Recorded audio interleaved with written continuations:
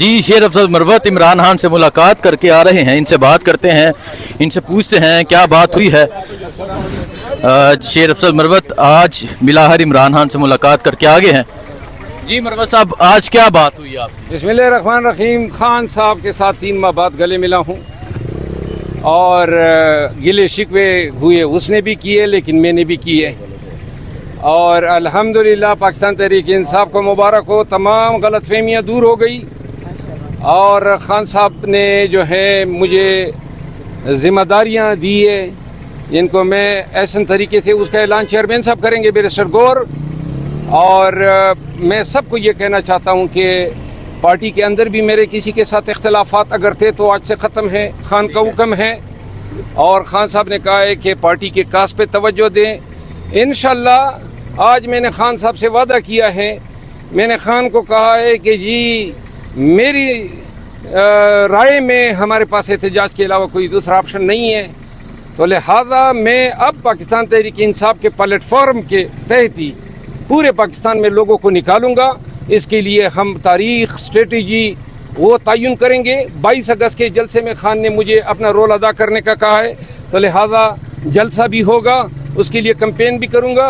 वो जलसा जो है वो हम सब साथी, हम पार्टी मिल के करेंगे और इंशाल्लाह ऐसा जलसा होगा, पूरा पाकिस्तान आएगा।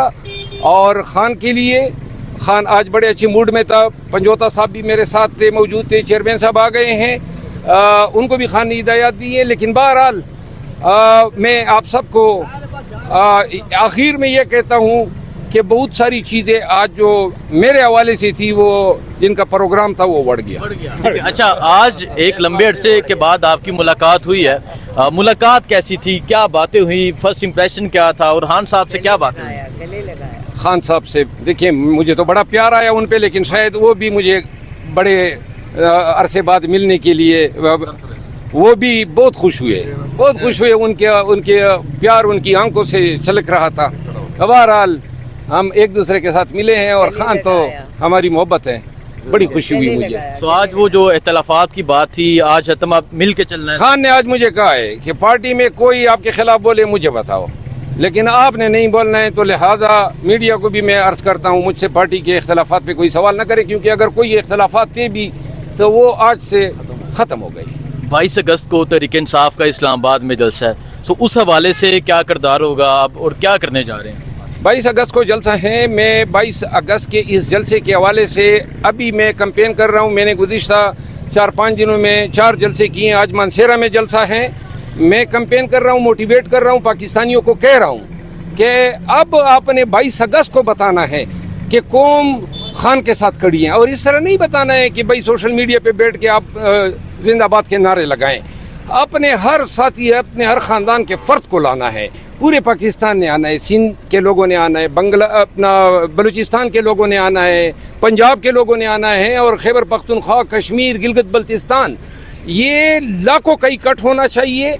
और जब हम यहाँ लाखों का मजमा खड़ा करेंगे तो लोग समझेंगे कि वाकई कौम इमरान खान के साथ खड़ी है, कौम मजलूम के साथ खड़ी है, कौम अपने हक के लिए डट के खड़ा होना जानती है। अच्छा मरवत साहब, ये बताएं, लास्ट टाइम भी तहरीक इंसाफ का जलसा होना था, रातों रात तमाम इंतजामात उखाड़ दिए गए थे, अगर इस दफ़ा भी ऐसा करने की कोशिश की गई तो क्या रद्दमल होगा? 22 अगस्त को जलसा होगा, कोई एनओसी दे या न दे, हम जिंदा रहेंगे तो होंगे, और अगर न हुए तो सब हमें क्रॉस, रेड क्रॉस दे दें कि फिर इंसान के पुत्र ही नहीं वो। पार्टी रुकनीत बहाल, अब पार्टी रुकनीत किसी ने खत्म ही नहीं की थी, वो तो डकोस लेते हैं। अच्छा देखें जी, शेर अफजल मरवत साहब इमरान खान से मुलाकात करके आगे हैं। बाकी जो वकलाए हैं उनसे भी बात करते हैं, उनसे पूछते हैं कि वो आज की मुलाकात के हवाले से क्या कहते हैं। बहुत शुक्रिया।